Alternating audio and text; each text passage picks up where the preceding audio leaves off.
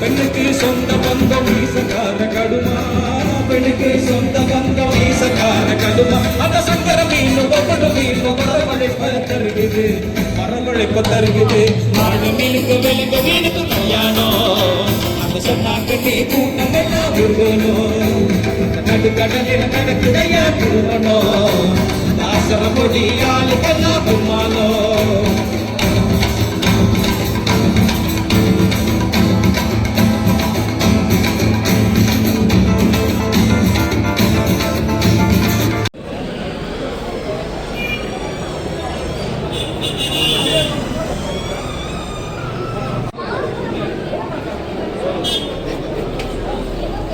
போன வருஷமே நாங்கள் இதுக்காக ஒரு திட்டமிட்டோம். அது இப்போ நடந்திருக்கு.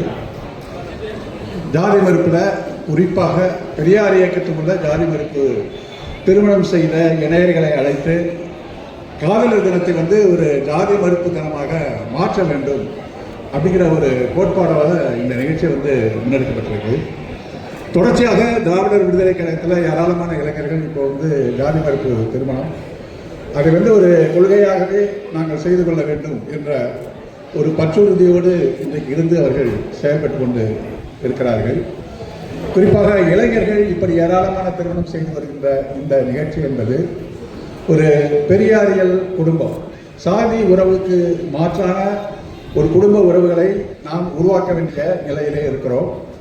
சாதி உறவுக்கு மாற்றான ஒரு குடும்பம் உறவு என்பது பெரியாரியல் கொள்கைகளை ஏற்றுக்கொண்டிருக்கின்ற ஒரு குடும்ப உறவாக தான் நிச்சயமாக இருக்க முடியும்.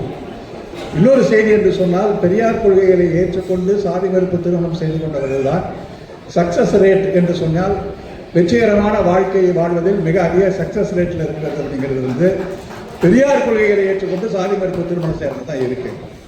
பொதுவாக இந்த காதல் அப்படிங்கிறது ஒரு இயற்கையான விஷயமா மாறி போகுது. அது கூட அந்த பாட்டில் நீங்கள் கேட்டீங்க, அந்த ஒரு ஹார்மோன் செய்கிற தொல்லைன்னு சொல்லி. அப்போ ஒரு இன்பாக்சுவேஷன் ஒரு 15 வயசு 16 வயசுல நடக்கிற ஒரு காதல் அப்படிங்கிறது ஒரு உணர்வு வயப்பட்ட ஒரு காதலாக இல்லாமல் அது ஒரு அறிவார்ந்த காதலாக இல்லாமல் இருக்கிறதுனால தான் பல பிரச்சனைகள் வருது. அப்போ ஒரு அறிவார்ந்த காதலை நம்ம வருகின்ற போது சமூகத்தை புரிந்து கொண்டு சமூக குடும்ப உறவுகளை சரிசமமாக பகிர்ந்து கொண்டு சடங்குகளை நீக்கிக்கொண்டு பகுத்தறி வாழ்க்கையை வைத்துக்கொண்டு குடும்பத்தை நம்ம எந்த அளவுக்கு மதிக்கிறோமோ இல்லையோ மதிக்க வேண்டும் என்ற உணர்வுகளை தாங்கிக் கொண்டு பயணிக்கிற வாழ்க்கை அப்படிங்கிறது சில முரண்பாடுகள் இருக்கும், சில மாறுபாடுகள் இருக்கும், சில கருத்து வேறுபாடுகள் இருக்கும். முரண்பாடுகளையும் கருத்து வேறுபாடுகளையும் தீர்த்து கொள்வதில் எந்த அணுகுமுறையை நம்ம பின்பற்றோம் அப்படிங்கிறது ஒரு முக்கியமான விஷயம். ஒரு பெரியாரியல் பார்வையில் தான் அந்த அணுகுமுறையில் பார்த்தீங்கன்னா அது ஒரு சிம்பிளான சொல்யூஷன்ஸ் அதுக்கு நிச்சயமாக கிடைச்சிடும். அது என்ன சொல்யூஷன்ஸ் என்ன இருக்குன்னு சொன்னால், எப்பப்போ நம்ம மனசுக்குள்ளே தோண்டிகிட்டே இருக்கும், நம்மெல்லாம் ஆண்கள் அவங்கெல்லாம் பெண்கள் அப்படிங்கிறது நம்ம ஜீன்ஸ்லேயே கட்டமைக்கப்பட்ட ஒரு விதியாக தான் அது இருந்துகிட்டு இருக்கு. அப்போ அந்த விதியை நோக்கி தான் எல்லாருமே போவாங்க.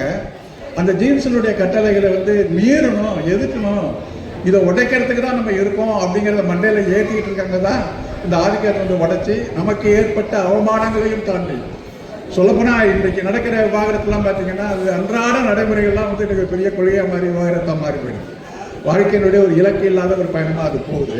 அப்போ ஒரு இலக்கு நிர்ணயித்து கொண்டு வாழ்கின்ற ஒரு வாழ்க்கை தான் இன்னைக்கு ஒரு சரியான ஒரு வாழ்க்கை முறையில் இருக்குது. அதுக்கான தீர்வு அப்படிங்கிறது வந்து இன்னைக்கு வந்து ஒரு முற்போக்கு சிந்தனை, பெரியாரியல் சிந்தனை ஒன்று ஒரு அடித்தளமாக இருந்தாலும் முற்போக்கு சிந்தனைகள் வந்து அதில் ஒரு பெரிய வழிகாட்டி அமைக்கும். இந்த விழாங்கிறது வந்து ஒரு மகிழ்ச்சியான விழாவாக இருக்கணும். இது வந்து ஒரு பெரிய கருத்துக்களை பகிர்ந்து கொண்டு ஒரு சீரியஸான விழாவாக இருக்கக்கூடாது.